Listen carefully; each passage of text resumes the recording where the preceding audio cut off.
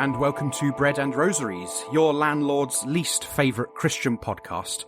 I'm your host, Adam Spears, and unfortunately, Ben Molyneux-Hetherington couldn't join us today, but fear not, we have our fabulous sentient AI, Luca von Badass, back from scheduled maintenance. How are you, Lou? I'm very well, thank you. Yeah, I'm good. I'm feeling a new lease of life. Excellent.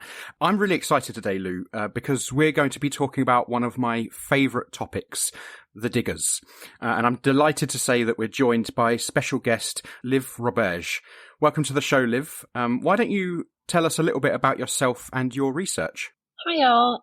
Thank you so much for having me over. This is a very exciting opportunity, and I love the podcast, so it's honestly a pleasure to be here. My name is Liv. I am a Brazilian historian. I was a visiting researcher at the University of Sheffield between 2020 and 2022. I am currently doing my PhD here in Brazil at UFMG, Universidade Federal de Minas Gerais. And my research is about the diggers and their identity construction and how they represented themselves in their pamphlets. And in addition to that, I am also academic in residence at Elmbridge Museum, just outside London in Surrey. And with the museum, we've developed a project of a blog series about diggers and some learning resources for secondary schools. And I've done some talks around Surrey about the diggers and Winstanley. And I'm always very happy to chat about the diggers and Winstanley in less academic ways, less academic fashion. So it's a really exciting opportunity to be here. Thank you. I actually went down last year. I was visiting like friends in Surrey. I think I had a wedding or something. And I was really close to St. George's Hill. And when I realised, I was like, I knew that St. George's Hill was basically all gentrified now, so you can't get in. But I went there and I found the Diggers Trail and also found the museum and so on. What's left of it, unfortunately, a lot of it's gone, but there's still really good resources online, like you said. So, got to check all that stuff out. And so I'm really excited to have you on. But before we begin properly, we're going to start with what else is on my mind grapes. What else is on my mind grapes? So I have one thing on my mind grapes today, an article from The Guardian. I'm sorry. But they have a really interesting article, and it's about a charity that's decided to abolish itself and give away its £130 million because it says that traditional philanthropy is, quote, a function of colonial capitalism. And as someone who's been saying this for a long time and getting a lot of kickback from it, I just want to say to anyone who disagreed with me, I told you so. But that's because you don't have 130 million to give away. Yeah, well, there is if that. If you had 130 million to then you'd have a piece in The Guardian, Adam. That's why. Well, it's because you've been saying it with no money. Yeah, but I'd end up like bankrupting not only the charity but myself. That's what would happen. Yeah, exactly. Yeah. Yeah, so it's really interesting. Anyway, it's a charitable foundation which basically gives out grants to various organisations and people and so on. It's called Lankelly Chase. I've never heard of it. I'll probably pronounce that terribly as well.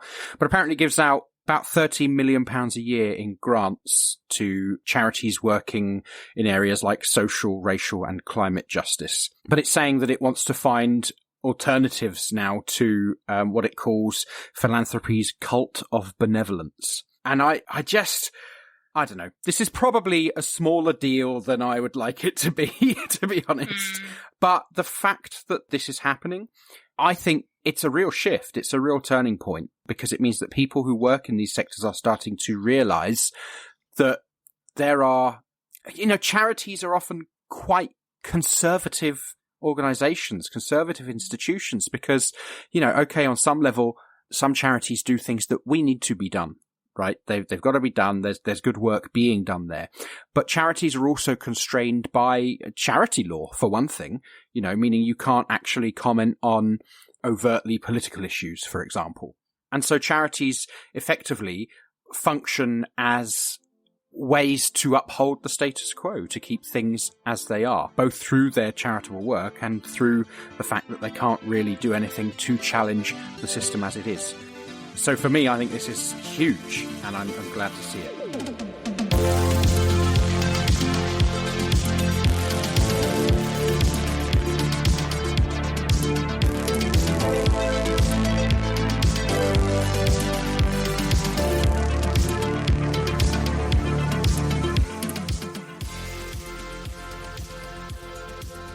Why don't we start by just sketching out some of the fundamentals? For our listeners who might not be familiar with the Diggers, can you just tell us a little bit about their context, the English Revolution, and the significance of that to them? Yeah, sure.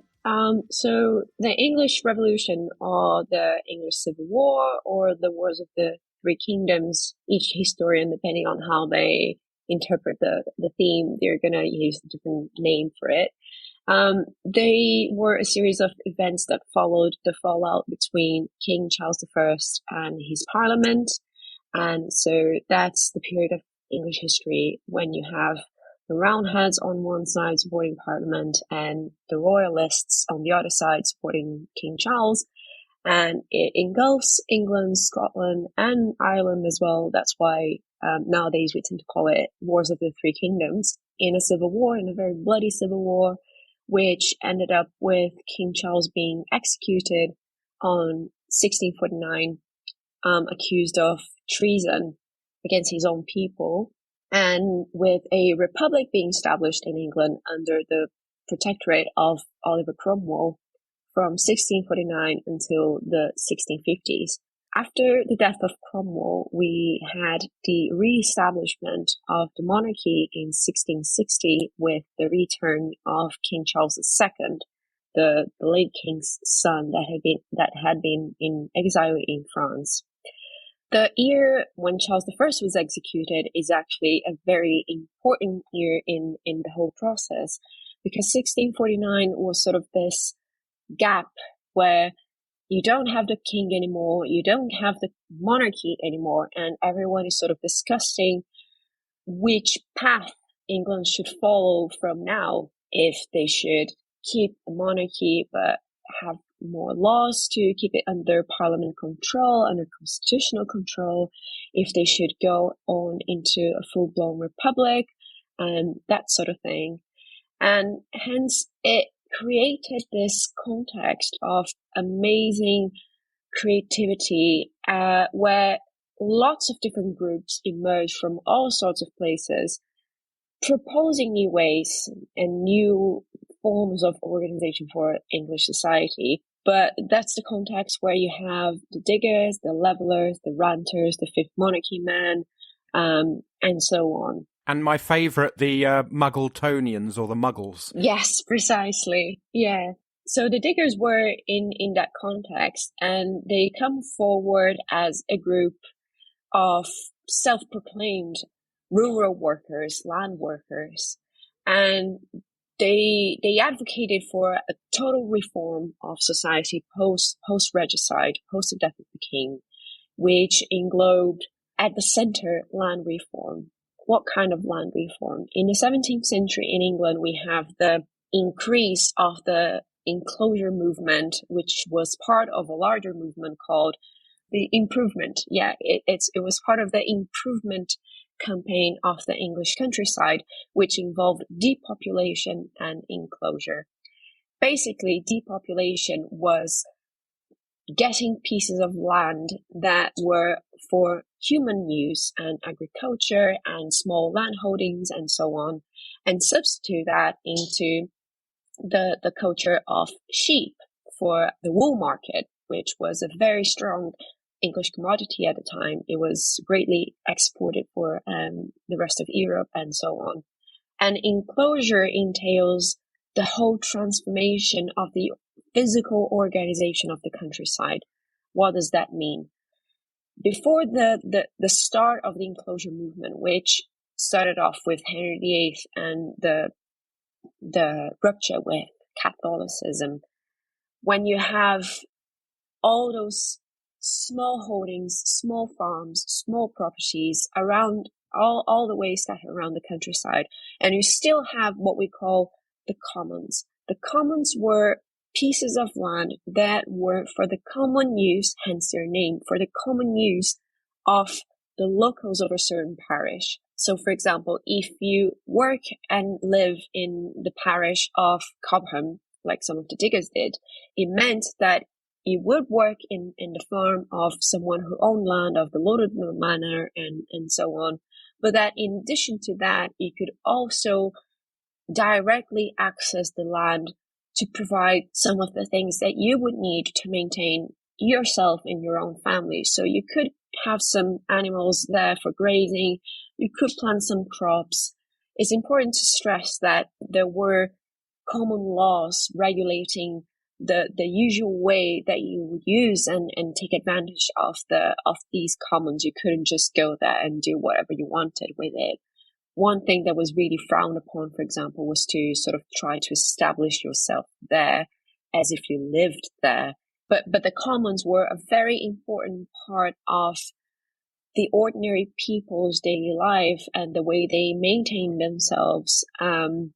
And with the enclosure movement, what you have is the total reorganization of these small holdings and these large commons into larger holdings and larger organizations of land in order to make this land, quote unquote, more profitable, with the aim of grazing sheep and exporting wool and focusing on the wool market and so on and so forth.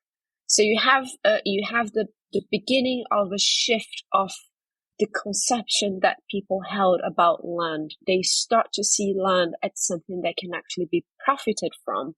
They start to see land as something that can actually be sold and bought, something that wasn't used, that people weren't, an idea that people weren't used to before, because land would be passed on through hereditary rights, and the lord of the manor would, and the king, they would assign the entitlement to that land through common law and so on. So you definitely, around the 17th century, you start to have this change of attitude, this change of cultural perception about ways in which land could be used and would be used. And obviously this was met with resistance, mainly from those people who depended on land for their survival, basically.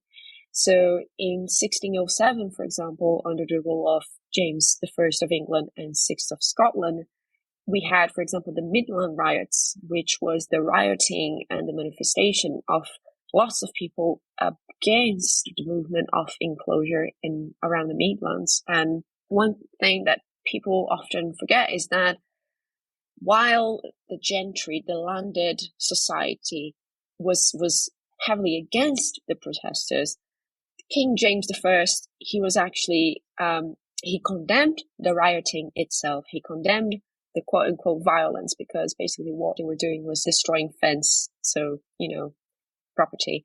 But King James, on the other hand, he also realized that, well, we also cannot go on with enclosures the way they are because people depend on this land. I'm not trying to picture him as someone who worried about the well-being of his people. By all means, that's not my point. But he was certainly worried about keeping everyone sort of satisfied and keeping the people under check. So we cannot just go on enclosing all the land. He was one of the smarter kings, wasn't he? Well, Like he had his head a bit more screwed on than many other monarchs, at least. Although maybe some of his witch hunt stuff might suggest otherwise. Yeah, I was going to put that one out. I think smart is a very strong word to be applied to James I. He was the king who promoted the witch praise in England. He was also a very strong believer of the godly right of kings and queens to rule. So he was definitely, I think he was just definitely very interested in keeping his power. Yeah. We could say that he was very smart in steps he should take in order to maintain his power. In that way, in that sense, yeah, kind of smart. But still a king, and therefore, Still a king, and therefore still should be, I don't want to get too bloody in here. We side with the people, right? We do. No, go on, get bloody. It's good. We do. So going back to the diggers, so the diggers, they emerge in this context where, land is being debated and the king has just been killed and people are thinking about new ways in which English society should be organized. So they claim to be rural workers. That's something that we can go back further along, whether if they actually were or not rural workers. But they bring this topic, the topic of access to land and land reform, into the process of the English Revolution, or the Wars of the Three Kingdoms, if you prefer. Can you quickly unpack for us what are the differences between these terms of English Revolution, English Civil War, War of the Three Kingdoms? Why would some historians use? Because I think probably War of the Three Kingdoms is, you don't hear that one used quite as much. Yeah, that's quite new. So why would some use that? So the concept of English Revolution was something that was constructed by and popularized mainly by Marxist historians such as Christopher Hill and Eric Hobsbawm and Edward Palmer Thompson, because they saw in the process of the quote unquote popular uprising against the king and his beheading and establishment of a republic, and despite the return of the monarchy in 1660, they recognize in it a revolutionary process, in a sense that monarchy that was reinstated with Charles II was not by all means the same monarchy that had been abolished with Charles I, and that the coronation of this revolutionary process would come in 1688 with the so-called Glorious Revolution, which was not that glorious. So they've popularized that sense of that applicability of the concept of a revolution for England in that context. This has always been contested by historians that were not necessarily from a Marxist background, because they would defend a more assertive conceptualization of revolution, and they would question whether a revolution had ever taken place in England, considering that, you guys still have a monarchy in 2023, and whether the laws actually changed that much, and etc. So usually historians who were critical of that perspective of a revolution taking place, they would often use terms such as the English Civil Wars, or if you go back further in history a little bit, Whig historians, which is liberal historians, they sometimes would call it the Puritan Revolution, or, as like the Puritan Civil Wars or the Puritan Revolution, just stressing that there was a revolution in terms of religion, but maybe not, a full-blown political revolution. Classically, usually you can assert the theory or the historical background of a historian based on whether he or she uses English Civil War or English Revolution. Right. Yeah. There's a lot of things like that, aren't there? Yeah. Definitely. Sort of terms where you sort of know where they're coming from. Yeah. Yeah, terms that are very historically charged. Yeah. However, nowadays there are many historians, especially from Scotland and from Ireland, that stress that calling it an English Revolution or English Civil War and all that still provides a line of history, a construction of history, that it's very centered on the Englishness of it and the English process and English part of Surely it. not. The English centering themselves, no. Yeah. Whereas if you actually take a look at the sources, at the historical sources of the period, you can see that Scotland and the Scottish people and Ireland and the Irish played a very important role for the development of all these happenings. So, for example, the very start of the entire process that people usually perceive as being the English Revolution, which was, the Bishops' War and the revolt against the Book of Common Prayer, happened in Scotland. It all started with the Scots invading the English. And also Cromwell led a very bloody, very violent campaign in Ireland Mm. So nowadays, we tend to call it the Wars of the Three Kingdoms. Yeah. One, because then you don't have to actually delve into the very complex concept of revolution to see if things changed or not, if it changed enough to characterize a revolution or not, which in my opinion could be a sort of a dead-end discussion. And by stressing that this was a war that entailed three different kingdoms, you can also provide agency and mark that Scottish and Irish lives were also very much entangled in these conflicts, and that they were just as relevant they are just as relevant to our understanding of it as the English process itself. So that's why that I prefer to use, even though it doesn't sound as nice as the English Revolution, I tend to side with Wars of the Three Kingdoms. Kind of bringing us back to this historical context, you talked about enclosure and the use of land and that kind of thing. Can you paint a picture of how people were affected by this process? What were they going through on a daily basis? How was their life being changed, presumably largely for the worse? So one thing that enclosures impacted a lot was how work was being perceived in the society, mainly by workers as well, and how their livelihoods were impacted.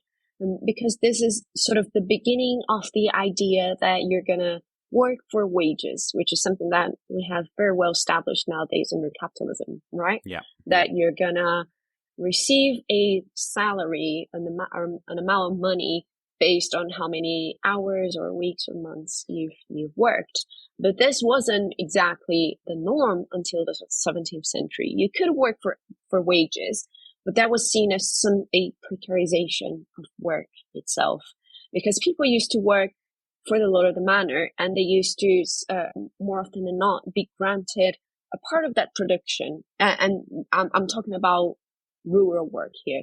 So agriculture and all that entails that people would be granted a part of that production. People would be, there was this common relationship of you might be granted some wages, but you would also be granted some produce. And on top of all that, you wouldn't depend 100% on the fruits of that labor, because you could access common land to provide for your family, right? So you had common crops, you could graze your animals there. So you had a more diverse domestic economy, let's put it that way.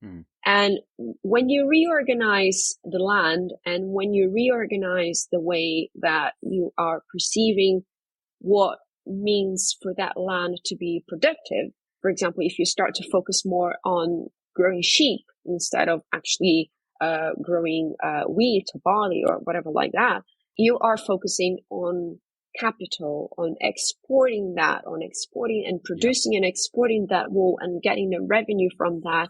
And then the people who are being changed into working for these sort of farms, for example, they are going to slowly start to rely and depend solely on these wages, which I don't think it comes as a surprise to anyone. It wasn't a lot. Yeah. And they did struggle to figure out how to survive in this new economy, where you'd have to organize yourself based on these hourly or weekly wages. It was mainly hourly or day wages.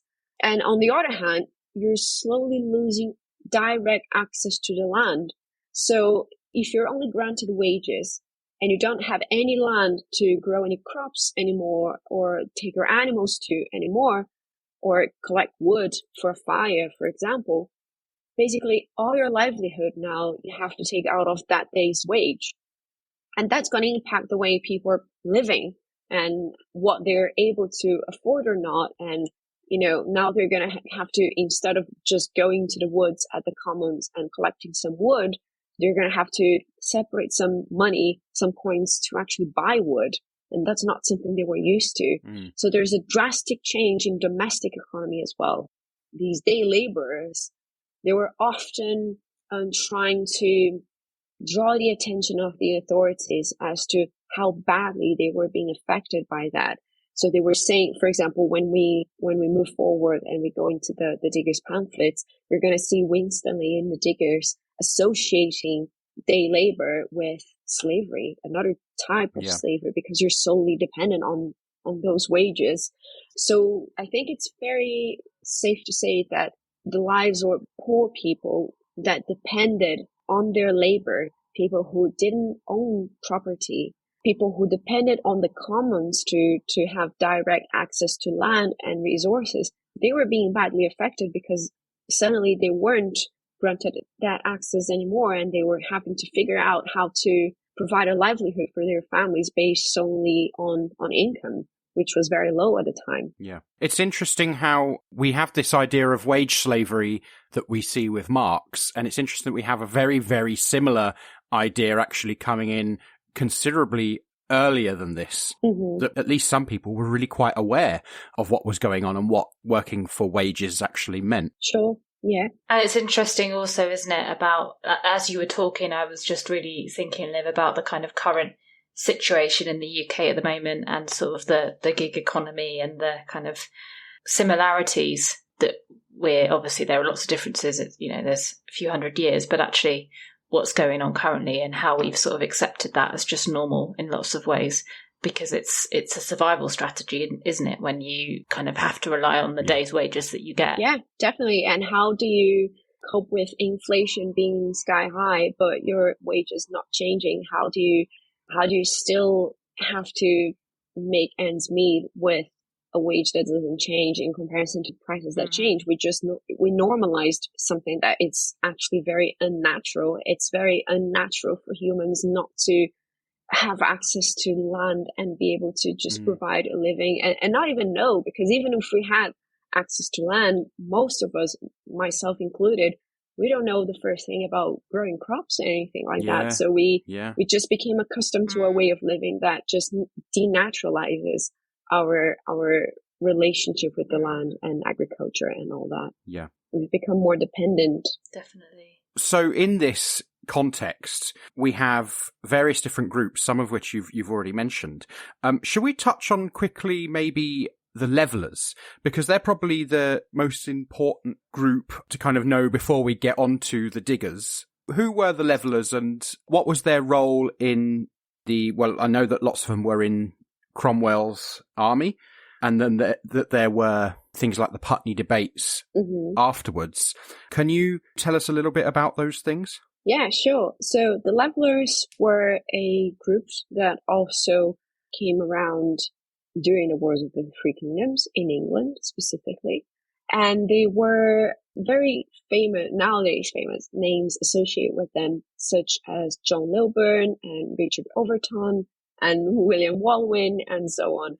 Many of them, such as Lilburne himself, they fought alongside Parliament during the wars, during the first Civil War and the Second Civil War, because they opposed the king, because they opposed the monarchy itself as a political system.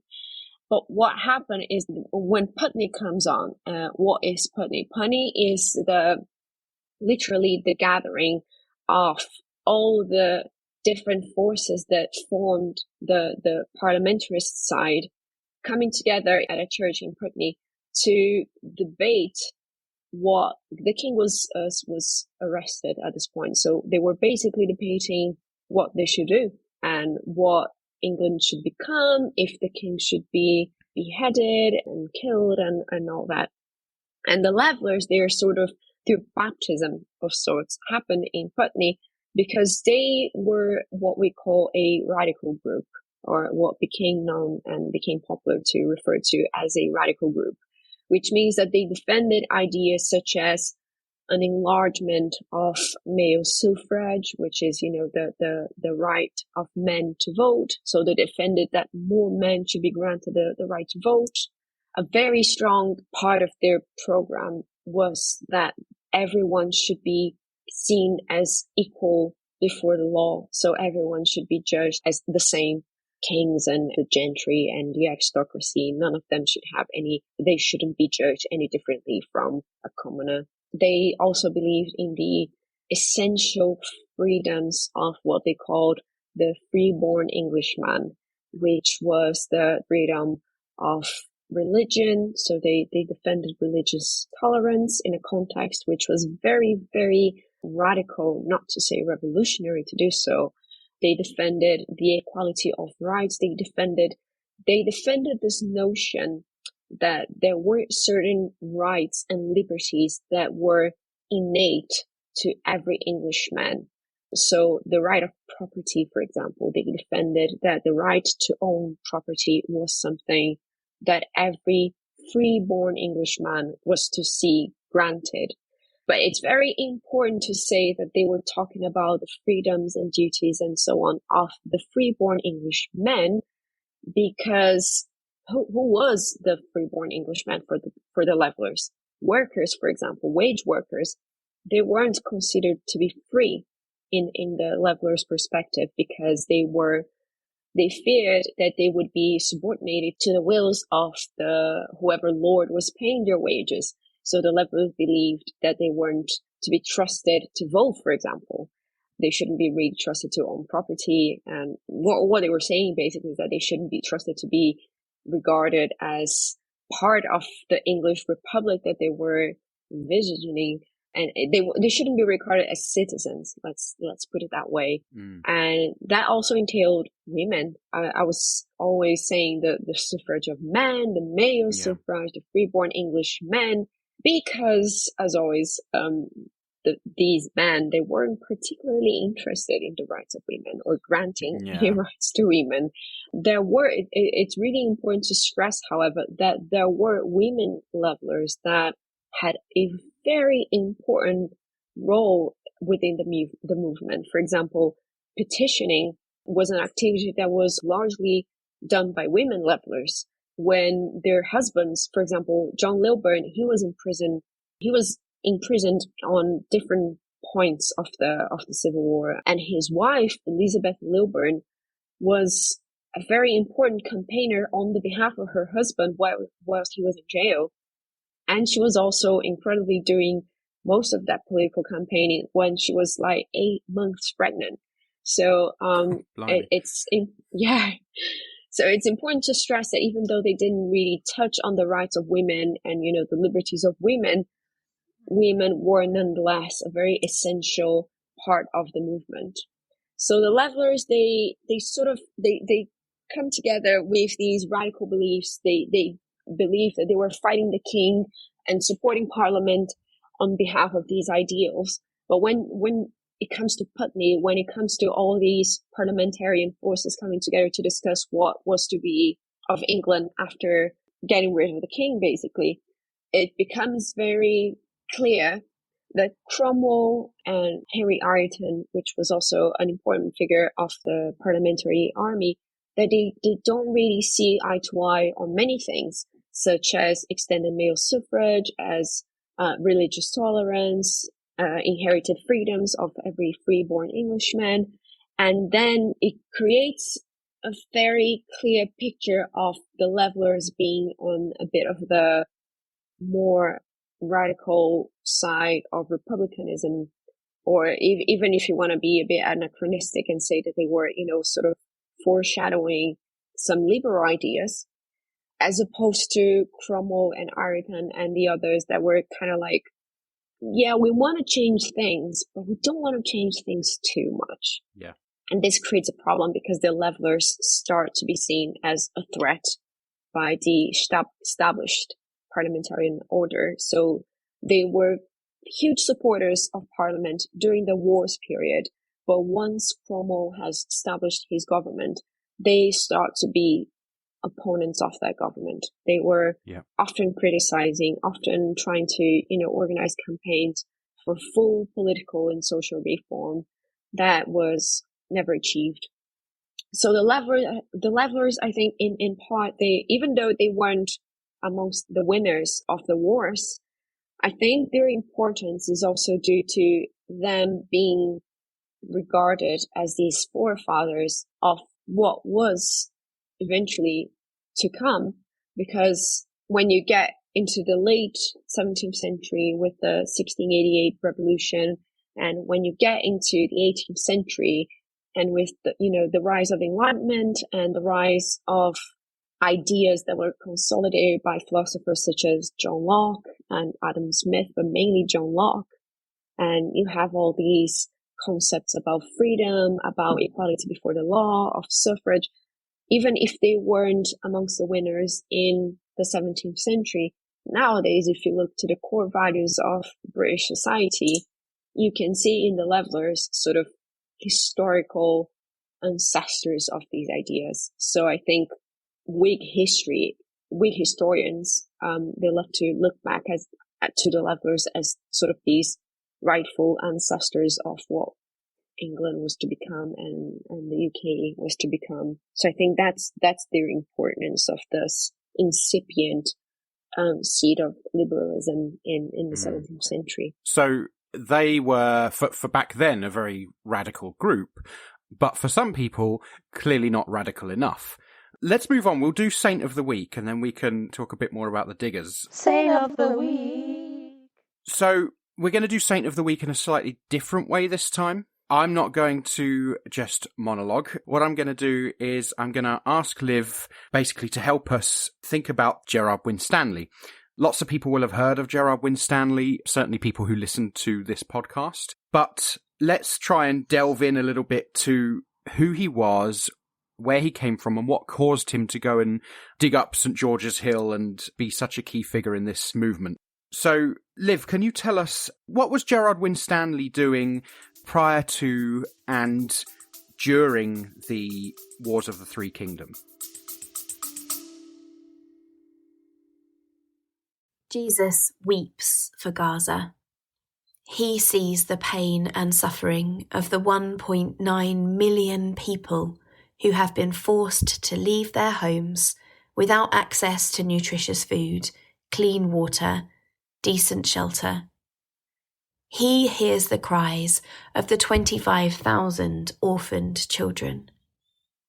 He is with all who mourn the 250 people killed every single day. Christians for Palestine UK is a group of Christians who are calling for an immediate ceasefire in Palestine. We don't pretend to have all the answers, but are united in our prayers, hope and action for equality, peace and justice for all the peoples of the Holy Land. Together, we are organising a Christian presence at the National Marches for Palestine and local days of action, where we've been joined by siblings from Sabeel Kairos, Pax Christi, and a whole range of Christian churches. We urge you to join us to act in solidarity with the people of Palestine and call for a permanent ceasefire and just peace. The Very Reverend Canon Richard Sewell, Dean of St. George's College in Jerusalem, says, "I warmly welcome the newly formed group, Christians for Palestine UK. Palestinians in Gaza and the West Bank need to see the solidarity of Christians in the UK, and they will be encouraged to see your commitment to stand up for them in their time of terrible suffering." To find details of local actions or to join the Christian bloc at a national march, follow Christians for Palestine UK on Instagram and Facebook, or email christiansforpalestineuk@gmail.com. Join us as we call for a ceasefire now. So Gerrard Winstanley, he was a northerner.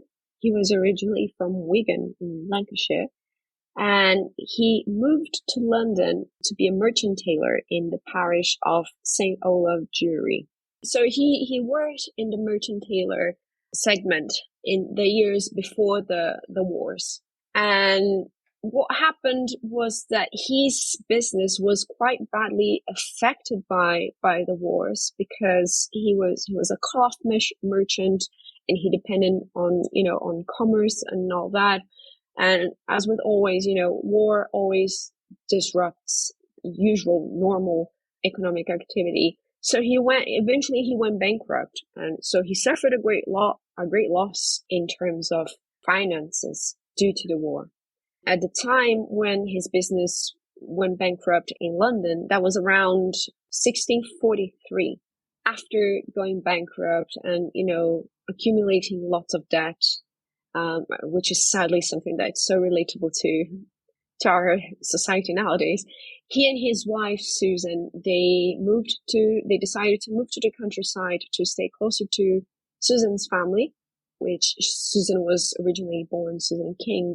So they moved to the countryside to be with her family, to get some support because, they were badly economically affected by the war. So they moved to the countryside, and this countryside in question was Cobham in Surrey, where Susan's father, William King, owned some property and so could sort of try to help this young couple get back on their feet. Once they moved to the countryside, Winstanley, we don't have many sources about his earlier life, not as many as we would like to. I think that's very important to stress. All these is, interpretations that historians have been putting together based on very erratic documentation. And if someone wants to take a deep looker into it, I highly recommend John Gurney's book, Brave Community, from 2007, because he was the one historian who managed to actually track all the documents and all the sources related to the early life of Winstanley. So once they moved to Cobham, Winstanley seems to have resorted to farming and pasturing cattle and harvesting corn. But the thing is that the war would eventually affect Cobham life as well, especially with, high taxations, which made things even harder on ordinary people. And Cobham was also very strategically placed between London and the south. So there were many garrisons that would stop around in Cobham. And every time we have a garrisons stationed in a city or in a town, they are going to have a very big effect on the local people, because out of nowhere you have to find food and resources for an entire army. The population would sometimes double when a station was garrisoned there. So that starts to make life in Cobham increasingly difficult. And also, in addition to all that, we have what I said previously about, all the tensions that were rising around property and right to land and commons and all that. That was happening in Cobham as well. So people were struggling a lot economically, the ordinary people were struggling a lot. Plus, they were having their direct access to land diminished by the day. And Winstanley seemed to have been one of these people that was struggling greatly. In his writings, he always attributes the start of his digging activities, let's put it that way, with his spiritual awakening. He claims that God himself spoke to him and put him to writing. So he would always quote this sort of vision that he experienced. So around 1648, he claims to have had this vision of God telling him that he should start working and start spreading the message that land was a godly gift to everyone, to be enjoyed equally by all creatures, by all men. That was the core message. It's important to stress that in the 17th century, it was not uncommon for people to talk about moments of clarity or, moments when you have very great insight in terms of, I had a vision, or this came to me in a dream, an angel whistled this to me, or whatever. I love the idea of an angel whistling. That makes me happy. Yeah, I know. I'll tell you what, I've been in some churches where it's still not uncommon for that kind of thing to be said. So, so they used to. It was very common to talk about moments of clarity and an insight as saying that this was inspired by God, or an angel told me this on my ear, and this came to me in a dream. But the thing, this great revelation came to Winstanley in 1648, and he started to write and to produce some pamphlets in order to disclose this idea of work together, eat bread together, declare this all abroad. Now, you two probably know this more than me, but this phrase and this idea of working together and eating bread together with the sweat of thy brows is something that you can see a lot in the Bible, right? Mm-hmm. It's written in the Bible everywhere. So it is clearly a moment of inspiration for Winstanley, of going to the scriptures, going to the Bible, and seeing what the Holy Word about land and equality and using the fruits of the earth and work, and probably just comparing what the Bible was saying about all these topics and what he was seeing in his daily life. This sort of idea of man being the wolf of man, how Hobbes would put it later on. I think he was experiencing that quite a lot, how, he experienced bankruptcy, and then he resorted to becoming a farmer. Even as a farmer, he was struggling a lot, and he was seeing the greeds of men in a time of war. And then he goes to the Holy Book, and he's confronted with this idea of God ordaining life to be very different. And the way he resorted to try to spread this and spread what he thought was the godly way to deal with land was by writing. So before his proper involvement with the Diggers, because the Diggers don't come around as a group until 1649. So during the year of 1648, he published 4 pamphlets, and 1649, his last 5th pamphlet. The first one was The Mystery of God Concerning the Whole Creation of Mankind, then The Breaking of the Day of God, then The Saints' Paradise, then Truth Lifting Up Its Head Above Scandals, and finally his last one, The New Law of Righteousness. And in these pamphlets, he explored more of his theological beliefs. So he was sort of constructing his argument regarding the land, regarding God, regarding men working together. So he's basically building upon this idea that wage labor is a sin and a form of slavery, a form of one man exploiting the other, and how God in the Bible describes the ideal work as, men working side by side equally and surviving off the fruits of their own labor and the earth, and sharing the fruits of these labor. And mainly this great idea of the earth having been created by God, and therefore being a godly gift to be used equally by all mankind, which was in very stark contrast to what was actually happening in England in 1648. So this is Gerrard Winstanley before his involvement with the Diggers. But he becomes involved in 1649, which is the year of his last 2 pamphlets, I think, isn't it? Mm-hmm. Has he become involved with them by the time he's written these pamphlets, or has he written these last 2 pamphlets just before? So we don't really know that.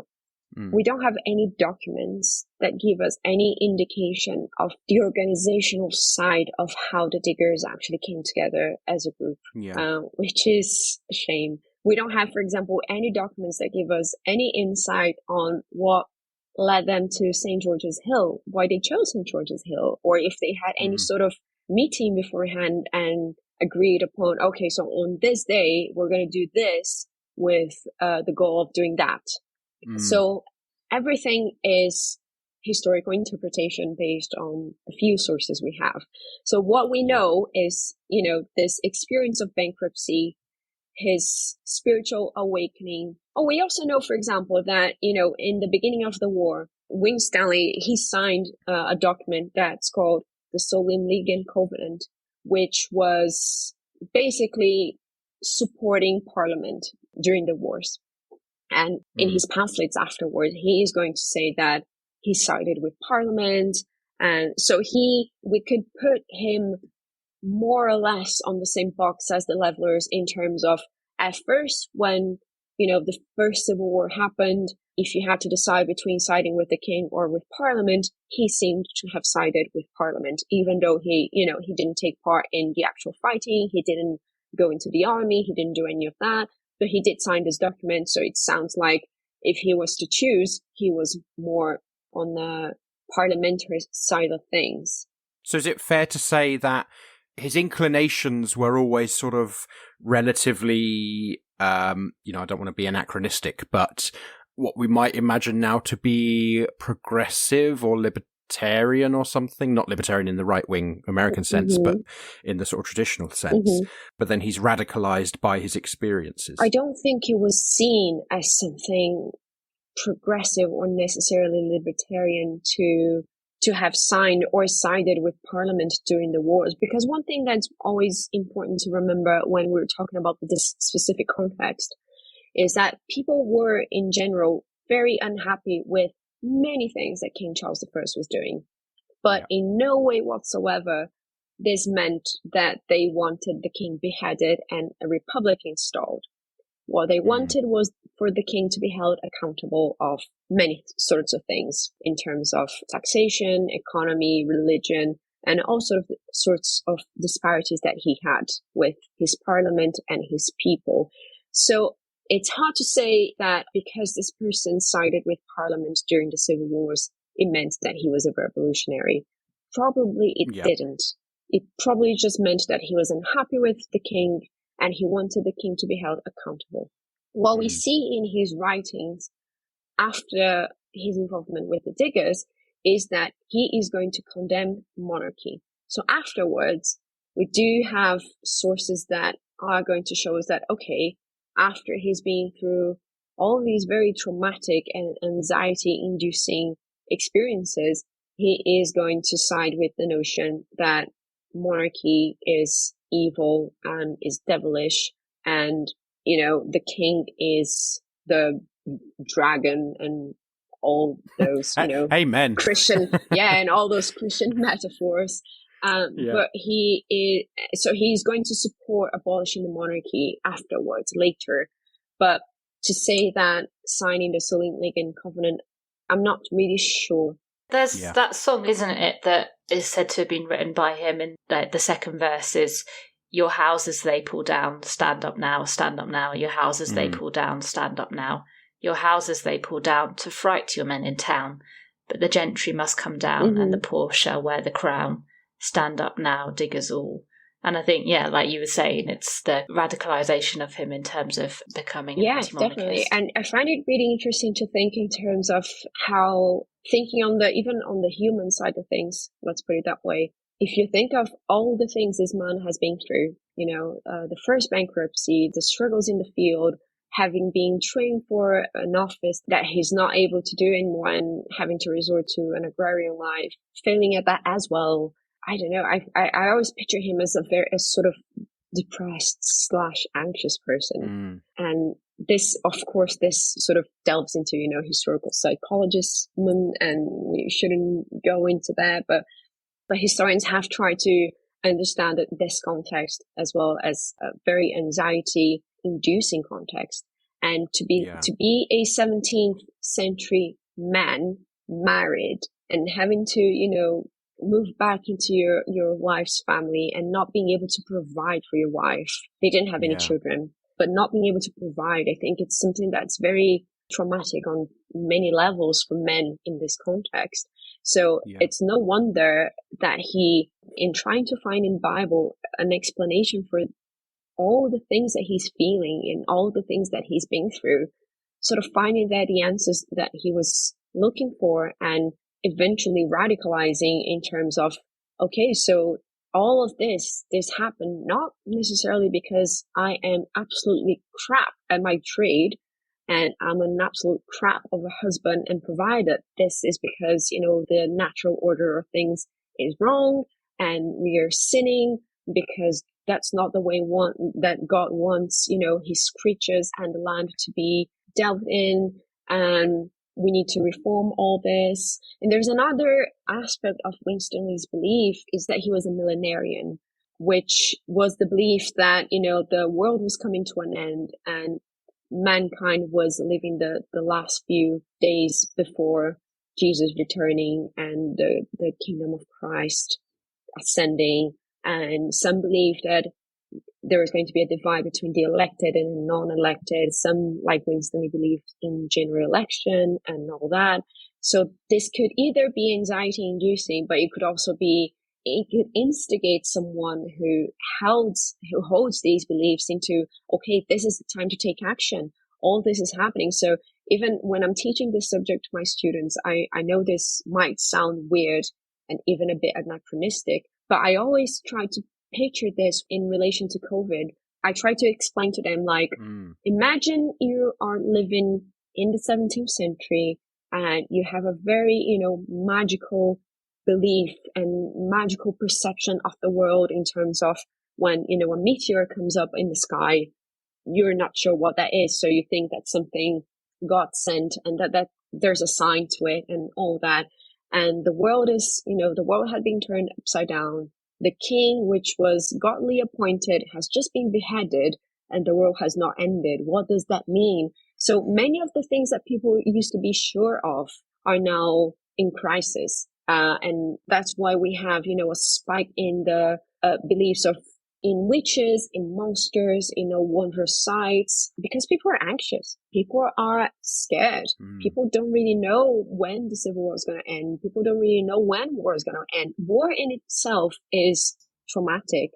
And if we think about COVID, for example, how many conspiracy theorists we saw emerging during that time, right? Oh, it's honestly, it's exhausting.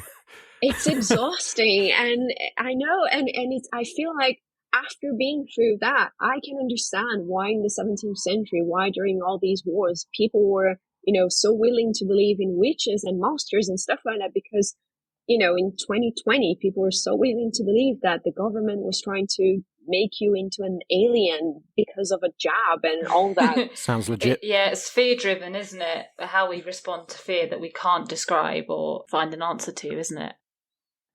Exactly. It's the power of fear and uncertainty.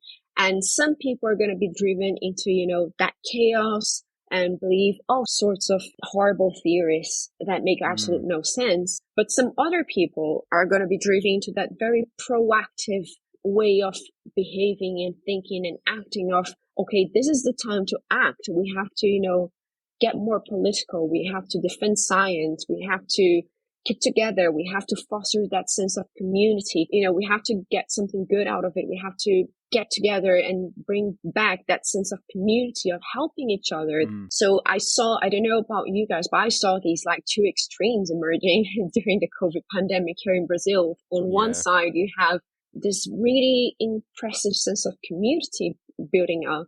And on the other side, there's people who think that, communists are going to turn them into alligators if they take the vaccine. So, alligators, did you say? Yeah, our former president said that. Bolsonaro. Yeah. Alligators. He did. Yeah. That sounds cool. There are worse animals to be. Like, I feel like an alligator is quite a...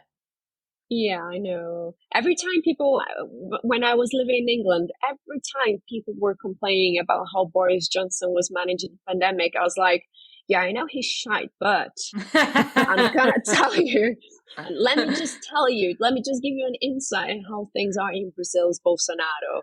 And then people were like, oh yeah, okay, so actually Johnson's not that bad. I was like, yeah, for you to think that Johnson's not that bad, that's how bad our situation in Brazil is. Oh my goodness. But Bolsonaro, as bad as Boris Johnson was, Bolsonaro was pretty much just a straight up fascist though, wasn't he? Yeah. Or indeed is. He is. He's sadly still alive. Yeah. Yeah. And obviously Boris Johnson, very bad, fraternizer of the far right. But I think the thing about Boris Johnson that I always return to is that Boris Johnson's ideology is Boris Johnson, right?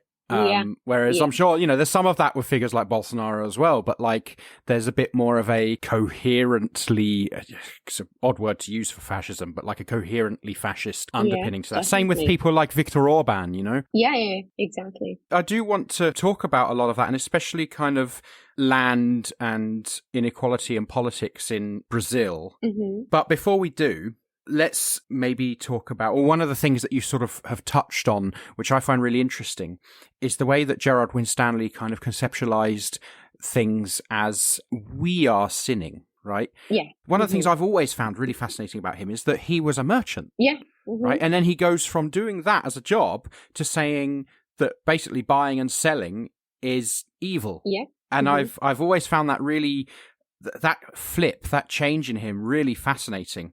And so I guess I want to kind of move on to talk a little bit more clearly about the diggers. Mm-hmm. How did his involvement in the diggers begin, and what kind of role? Because we're often sort of, when we're told about the diggers and we're told about Gerrard Winstanley, people will often frame it as Gerrard Winstanley was kind of the de facto leader of the diggers. How accurate is that?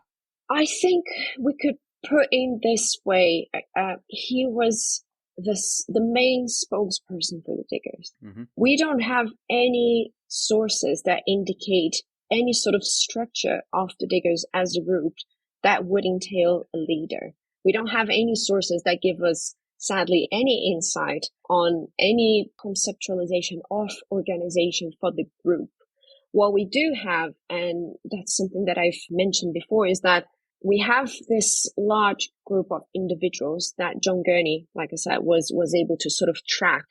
And what we have is that this group that was claiming this idea, this identity of them being, poor rural workers.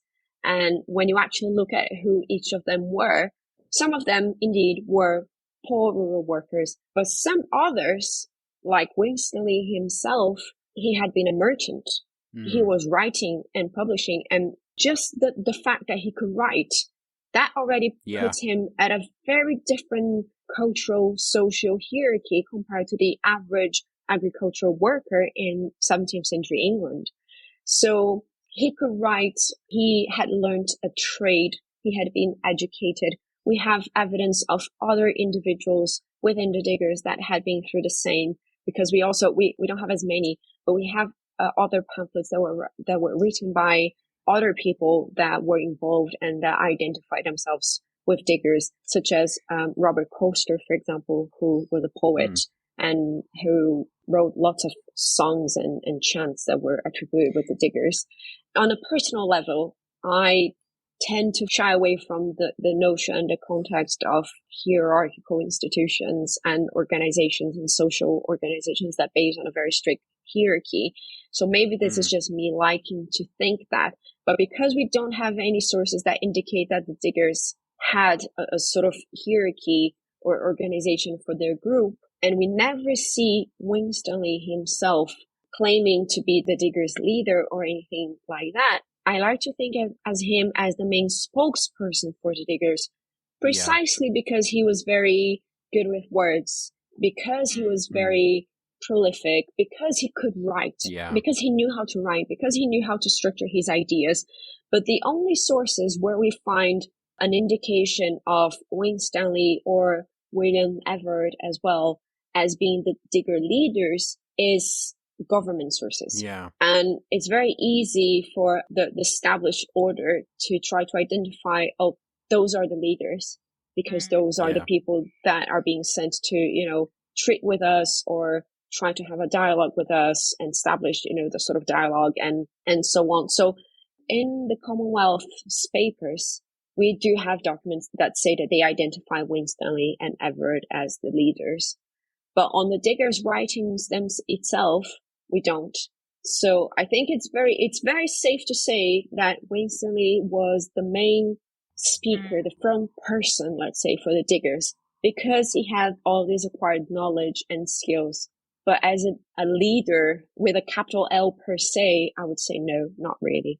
And I guess also that there's something about articulate people who are educated within the systems and the structures that uphold the hierarchy, coming out and using the skills that they've been taught to uphold the hierarchy to try and dismantle it as well, and how threatening that is. And it makes sense as to why the government focus on him, because it's more threatening and perhaps taken more seriously than those who weren't able to read or write, for example. It's interesting in that sense, and just, I guess, shows the more radical nature of the movement itself. Yeah, 100%. Yeah, I agree.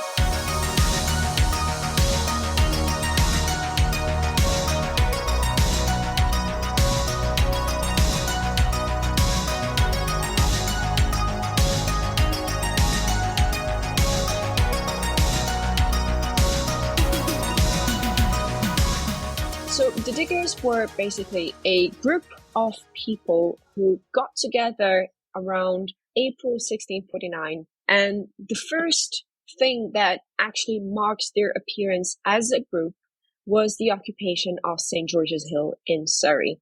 So what they did was that they went to St. George's Hill. That used to be a piece of common land, but was in talks of being enclosed. And they sort of settled camp there. So they've started building houses. They've started planting crops. They've started, grazing cattle. And that was very odd, not only for the property holding population around St. George's Hill. So they've settled on this piece of common land. That was very odd because, like I said previously, there were customary ways in which you should use common land. So you should use common land to, graze one or two animals, grow a small crop, collect firewood. But if someone was actually trying to live off common land, or if someone wanted to, bring big herd of cattle to graze on it, or to plant all over it, or to build a house or something like that, then they would be perceived as squatters. And that was something that was very, very feared by the locals of a parish who depended on the commons, precisely because land had been enclosed and the common land was becoming increasingly rare to find. These pieces of common land were getting smaller and smaller. The people who depended on it, they were very anxious about people using it the right way. Otherwise, if people were just squattering on them, it might mean that they would try to enclose that too, and that was not acceptable. So when the diggers first established themselves in St. George's Hill, they were doing that, and we will find that out after the publication of their first pamphlet, their first collective pamphlet as the diggers. And they would say that they were doing that in a way to draw attention to the matter of land, and not as in, they were planning to establish themselves in St. George's Hill long term. But that had a bit of a weird effect on the locals who they thought would support them. And they actually started to oppose the diggers because they were afraid that the diggers, it sounds really, it sounds fascinating to me that they were perceived as a threat to land when they were advocating for the free access to land. But their idea was that the diggers believed, like I said, they sort of built on the beliefs that Winstanley had published in his previous pamphlets. So they believed that the earth was a common treasure for all, that there should be no hierarchies between men, and that land should not be something up for selling and buying and selling was something associated with sin themselves, that people should, live off the fruits of their work in community, and they should share everything and live with harmony and so on and so forth. And they had this very interesting idea that I like to call, and I'm proposing we call in my research, that idea of revolution by example. So what was their actual intention with the occupation of St. George's Hill? Their idea was that they were going to occupy St. George's Hill. They were going to live off by the fruits of the land, by their work, the fruits of their work, and they would live in community without hierarchies and all that. And that they would be so successful in it that people would look at them and be like, that's a really good idea. That's how everyone should be living. So let's just freely give up our property and join them. And they thought that slowly people would give up their properties willingly and join them in this godly endeavor of living off the land as brothers and sisters. So they were there's actually a very important misconception that people tend to think that the diggers occupied property. They did not. They only settled on common land. The problem was that, as I explained, the way that they settled on common land and the way they were using common land was uncommon. It was an attack almost. It was a menace to the customary way of people using common land. But one thing that they always stressed in their pamphlets was that they were not to meddle with property. They were not to meddle with, freeholders' property. They were not to, impact anyone's legally owned property because they believed they didn't have to. Their only demand was that all land that used to be common and had been enclosed was to be returned to their communal status so that people could live off that land. And they believed that they didn't have to lay any claims on land that was being held as property, because people would eventually, step by step, realize that that was the right way, the correct way to live off the land, and they would willingly give up their property, that the government would willingly see that that was the right way to do things, and that things would progress in a godly, ordained fashion without the need for violence, for occupations, and so on and so forth. So a very important misconception about the diggers is that they occupied property when they did not. It sort of reminded me a lot of projects from utopian socialists like Robert Owen. Yes. A couple of 100 years later. Robert Owen, for anyone who doesn't know, he was a rich man, wasn't he? Mm-hmm. But he was basically a utopia socialist who believed that if he went and founded this sort of socialist kind of utopia community in Indiana, that basically lots of people would join and that rich people would end up giving pretty much everything away and everything would be lovely. And of course, unfortunately, it didn't work. Mm-hmm. And I suppose, sadly, because I really love the Diggers, kind of a lot of what they were doing didn't work either. Yeah, exactly. So it didn't really work. When they settled on St. George's Hill, it kind of had the opposite impact of what they were willing to do. So they made the locals quite anxious about what they were doing, what their intentions were. And even after they disclosed their intentions to the authorities, to the locals and all that, they were still quite weary about them. And another reason for that is that the diggers were seen as outsiders in St. George's Hill because they weren't from that parish. So to add even more anxiety about them occupying common land, they were people who were not from that parish occupying the commons of that parish.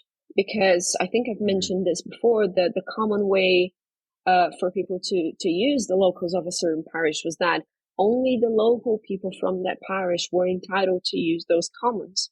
So the fact that they were regarded as outsiders just added fuel to that fire.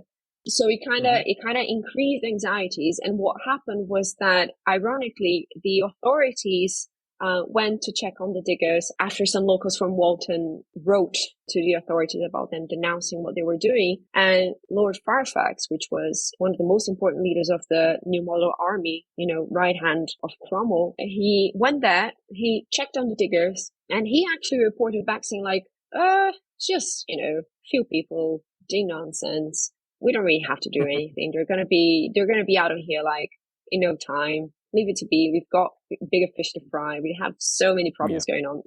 It's not worth it. So that's it. They're just delusional people claiming delusional things, and that's it. So they left. So the government itself didn't really do anything to dismantle the diggers, but they didn't have to, because what happened was that locals took on the matter on their own hands.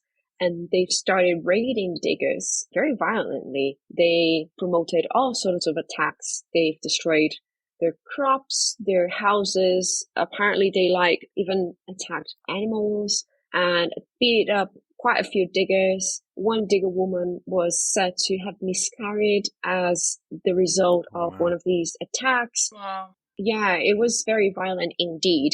And one thing that the diggers were very concerned in specifying was that they claimed to have never reacted or resisted these attacks in a violent way. So they said that they've never took up arms or anything, and they wrote to the authorities to ask for help to protect them from these attacks, but nothing was done really. And eventually these attacks became so intensified that they moved out of St. George's Hill, and they left because the violence and the pressure on them was so great. Eventually they would relocate to Cobham, and they would try to start another occupation there. And at first, it didn't have as bad as a reception as they did in Walton, because some of the diggers were from Cobham.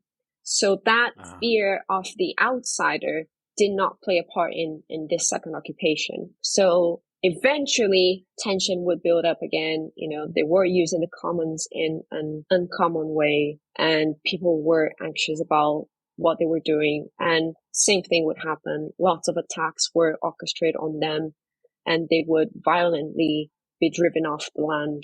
And that was essentially the end of the diggers as a group, as a coherent group that tried to, organize occupations and that would published papers and all that. So between 1649 and 1650, we have all these projects of occupations that didn't really take, but eventually just became too much. They had no support. They were very poor. Their families were struggling. Some families had to abandon children at churches because they had no way of providing for them. And that's how their endeavor ended, really. I knew that they faced all this kind of local opposition, but my understanding of it was that this had largely been whipped up by local landowners. How much of that is true? How much of it was whipped up, and how much of it do you think was kind of a more, if you like, organic kind of response to these people, as you say, using the common land in an uncommon way? Oh no, that is absolutely correct. Yeah, they even named in their pamphlets like their main opponents, like Parson John Platt and all that. So let's say their nemesis, their arch enemies would always be the lords of the manor and the propertied ones, because, you know, they were fostering and disclosing dangerous, threatening ideas in their pamphlets and with what they were doing. What I meant to say is that the way they chose to do it also ignited a fear of people who would generally have been made better well off if the digger ideas had been implemented. So it's quite sad, really, in my opinion, that, you know, those people that would have been better off with the diggers' ideas and projects being implemented were also sort of co-opted by these landed elites through their fears and anxieties and the you know, the stress that they had already been put through, and their fears were mobilized in a way to add, you know, insult to injury. So the locals in general opposed diggers. It's incredible how often that kind of essentially elites creating an other for people to hate, you know, how often that crops up, not just today, but like in history as well. Yeah, 100%. You can see that with, you know, classic class struggle. You can see that with anti-immigration sentiments and campaigns. It's easier to create this other to hate and to blame for all your problems instead of actually addressing the bigger issue and the real problem, which is capitalism. Yeah, exactly. Here. Yeah. Let's we're fast approaching the end, so let's try and talk about your research, shall we? Yeah, cool. So I'm doing my PhD here in Brazil. My time in England was, like I said, as a visiting researcher. My research is about the construction of a digger identity. So basically what I'm trying to see if in their pamphlets and on pamphlets that commented on the diggers and their experience and all that, we can see the construction of a certain identity about what a digger was and how this played a part in the political disputes in which they saw themselves dragged into in the 17th century. And the reason why I'm focusing on their pamphlets and this idea of identity and the word digger is because digger was actually a name that was attributed to them by their opponents, and that they appropriated, refashioned it, and started to title themselves as the diggers. And no one had really looked deeper into this before. It was usually just people would say, oh yeah, the name diggers came from their opponents, and that was it. And what I'm trying to do is try to see the political dispute that lies within that appropriation of how identities matter and how words matter, because the word digger up until the beginning of the 17th century in England was basically a synonym for a rural worker. So a person who, you know, worked on the fields and worked with agriculture and delved and digged, obviously, and all that. And then at first, when they appeared on St. George's Hill, the local media, you know, news books and pamphlets written by other people, they sort of tried, especially the levelers, for example, they sort of tried to distance themselves and to play down what the diggers were doing by saying, oh, never mind those crazy people. They're just diggers. You know, they're just, so you use a laboring identity to sort of say they're just, you know, simple-minded people who don't really know what they're doing. Which is something that we still have going on in society nowadays. You know, if you get someone who conducts some more sort of labor that is more, hands-on and all that, you sort of presume that person's not intellectual or anything like that. At least we have that in Brazil. And so they were trying to dismiss the diggers by calling them diggers. And what the diggers did, and they hadn't really proclaimed them, well, they did. They sort of titled themselves the true levelers, or that was attributed to them. And we don't really know, we don't really think that they were thinking about calling themselves anything, because my research has shown that the title True Levelers that was attributed to them on one of their first pamphlets might in all possibility have just been the addition of the editor of their pamphlet, for example, just to, have a broader impact, because the levelers were already in politics. So it could have been just a way of attracting attention to that pamphlet and it's selling better. We don't know. We'll probably never really know.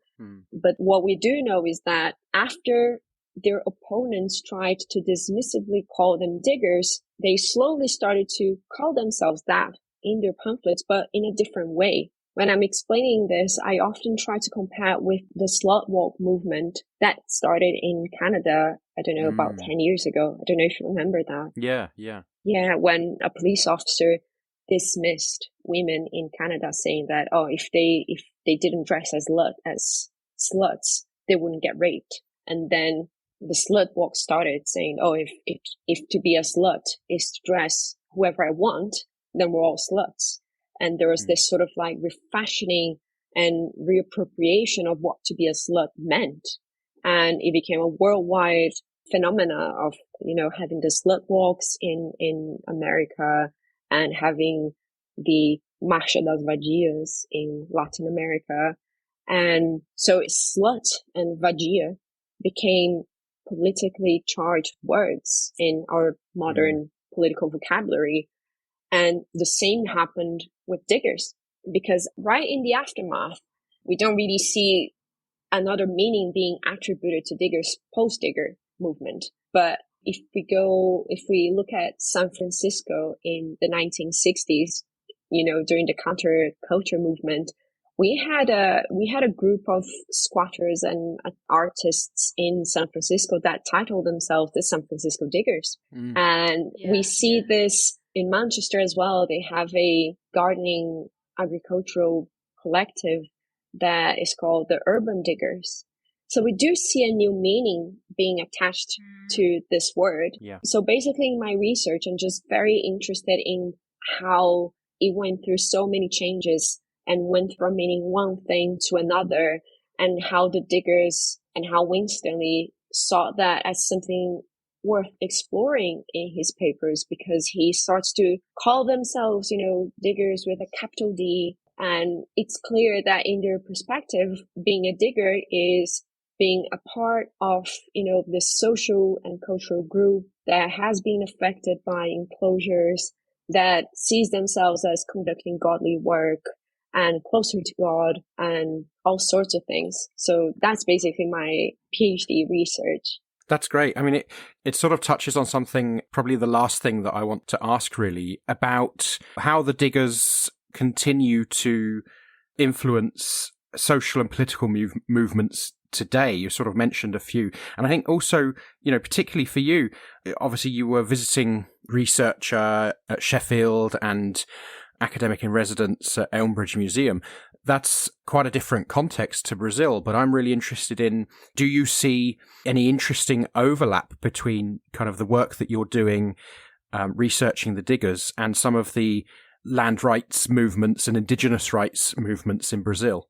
Yeah, definitely. I mean, firstly, I do think that they echo nowadays and they resonate nowadays with so many social movements. Only in the UK, we have the Manchester Urban Diggers, we have the Land is Ours movement, and the Wigan Diggers, which are movements that sort of draw back directly to the 1649 diggers' experience to sort of bring fundament to what they're claiming, to their claims and their political action nowadays, which is always like socialistly oriented or more general left-wing oriented.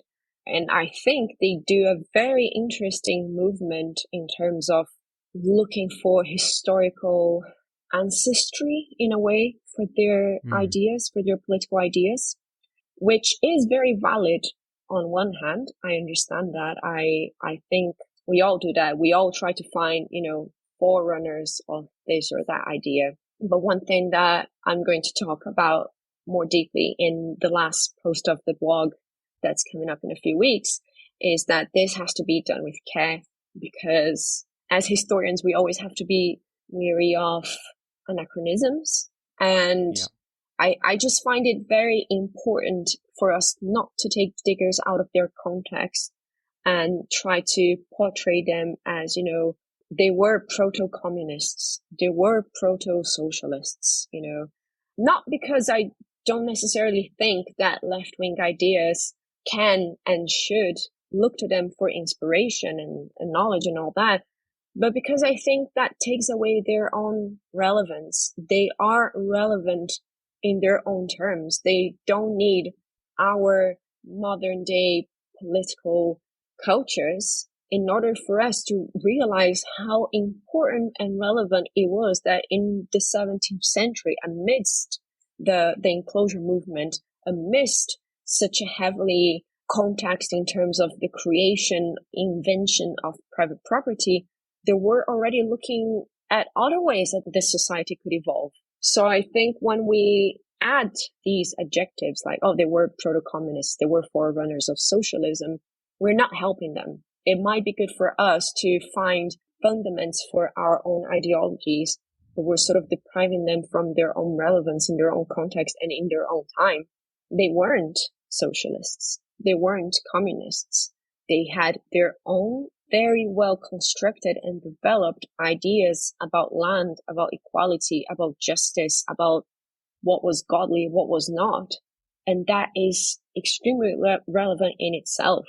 That is not to say that they, like I said, that they cannot and should not influence our modern day practices. For example, you asked about why I started, studying the diggers and and how does the Brazilian context resonates with the British context and all that. And the first thing that attracted me to the diggers as a young, I was an undergrad. I must have been, 2019 when I first heard of them as an undergrad studying history. What attracted me to the diggers was that they seemed like forerunners of my own ideology. I identify myself as an anarchist, and the whole way that they constructed their opposition to private property and to social hierarchies just resonated a lot with everything that I think, and I was thinking in that context. And that got me really interested in how these people writing in England, such a foreign, culture to mine in the 17th century, such a foreign century to mine, how we could resonate so well in so many things that we were advocating in our own practices. And that's how I got attracted to them. And that's how I started studying them in my master's and then carried on my PhD.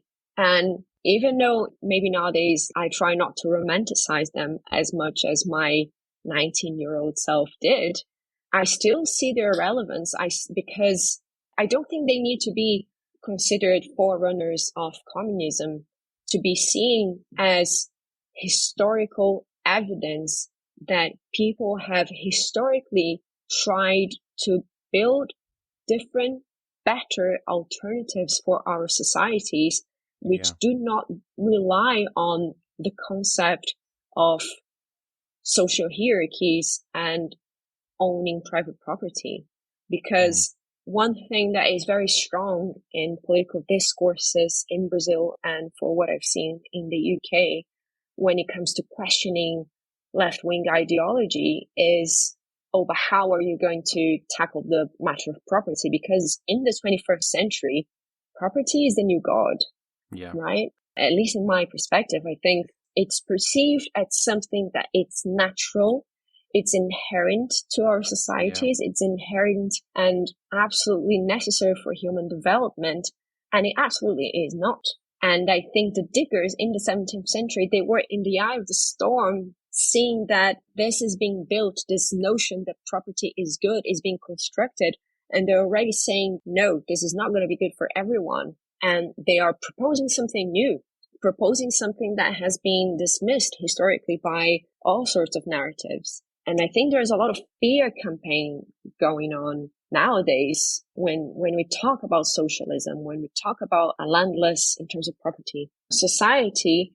That's exactly the same thing that happened with the diggers, like we've discussed previously. Like the status quo played to the fears of the people that would be helped by them in order to tackle them down. And I think the matter of property and land rights and land access resonated so deeply with me as well, being Brazilian, being a Latina woman, because like I said in the blog series as well, the struggle for land has been at the center of not only Brazilian but Latin American history since our invasions began in the 16th century.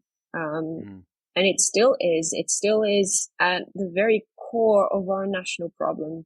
Just recently this year, we had a horrible law passed, which is called Marco Temporal, which is going to reduce the area of preserved indigenous land of the reserves in, I don't even know how many percentages they're thinking of nowadays, but it's a lot, because basically they're going to say that only land that had been by, I think, like 1980s or something like that, claimed as indigenous land, is going to be granted as indigenous territory, which is insane, thinking that since the 16th century, we have land that had been rightly indigenous, and it should look as back as the 16th century in terms of sources to confirm that that land is indigenous and should be granted to native Brazilians. Yeah. So I'm going to admit that I'm not really sure about how the situation is in the UK, but I do attest that land is 100% one of the main issues we deal with in Brazil. And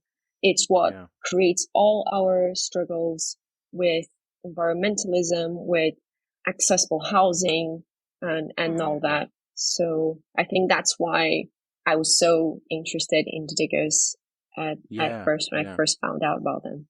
That point about land being such an important issue, I think so. I have a sort of, if you like, an amateur interest in land use, and that's kind of what brought me to the diggers as well.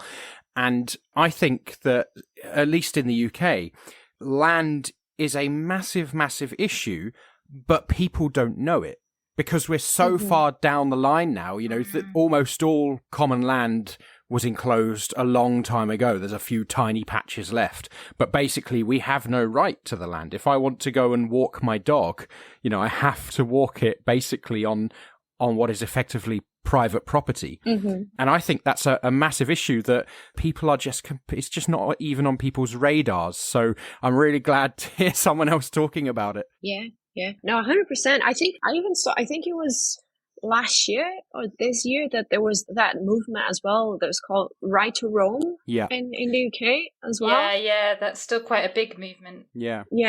That's so important. And it's crazy because I do think that this is a problem that shows in very different ways in the UK and in Brazil, but it's still at the core. And I think that's what's relevant. I think it's imperative we deconstruct the notion that property is natural and inherent, you know, but mainly natural, a natural establishment of human society, a natural part of human society, because it is not. Every time, even nowadays, like even now, when I stop to think about, okay, so this piece of land, why is this piece of land yours? Like, why? It was just here. You didn't do anything on it. Like, it's just crazy. They just took it. That's how it works. Yeah, exactly.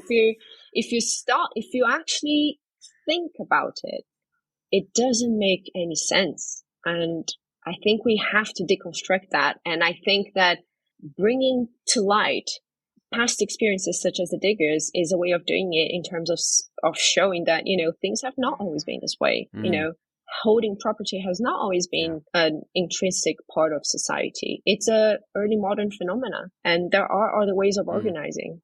Well, Liv, thank you so much for coming on. We really, really appreciate it. It's been absolutely fascinating to hear about your research and listen to some of your expertise. So thank you so much for sharing that with us.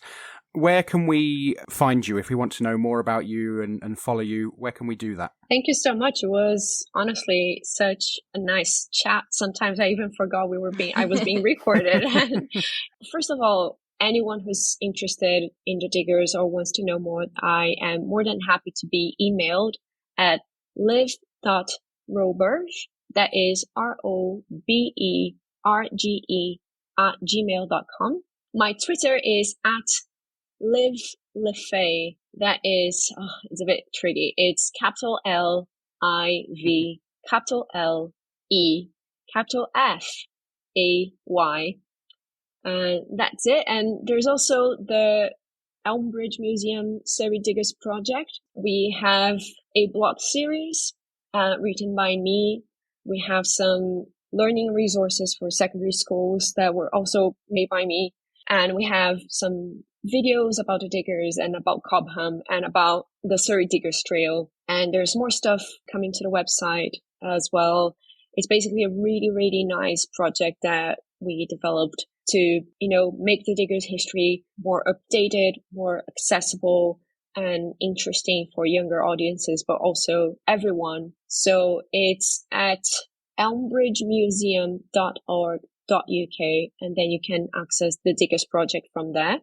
If anyone also has any criticism, anything that I've said that they disagree upon, anything I've written on the blog series that they feel strongly about or disagree upon, please get in touch, because that sort of feedback is also so important.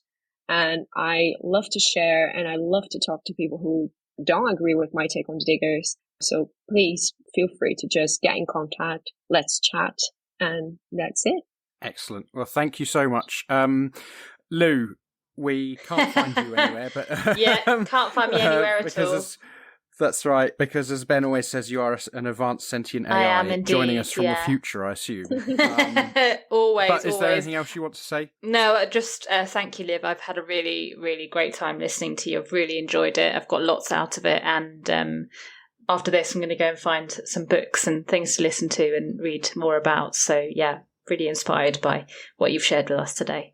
You can find us on Facebook at facebook.com/bread and rosaries, on Twitter at bread_rosaries. You can email us breadandrosaries@gmail.com, and you can find our website breadandrosaries.com. You can find me most places at CommieXIAN. That's it for us today. Thank you very much for listening, and we will see you next time. Bye-bye. Bye. With spades and hoes and ploughs, stand up now, stand up now. With spades and hoes and ploughs, stand up now. Your freedom to uphold, seen cavaliers of old, to kill you if they could, and rights from you to hold. Stand up now, diggers all. The lawyers they conjoin, stand up now, stand up now. The lawyers they conjoin, stand up now. To arrest you they advise, such fury they devise. The devil in them lies, and have blinded both their eyes. Stand up now, stand up now. The clergy they come in, stand up now, stand up now. The clergy they come in, stand up now. The clergy they come in and say it is a sin that we should now begin our freedom for to win. Stand up now, diggers all. The gentry are all round, stand up now, stand up now. The gentry are all round, stand up now. The gentry are all round, on each side they are found, their wisdom so profound, to cheat us of our ground. Stand up now, stand up now. The club is all their law. Stand up now, stand up now. The club is all their law. Stand up now. The club is all their law, to keep poor men in awe, that they no vision saw, to maintain such a law. Stand up now, diggers all.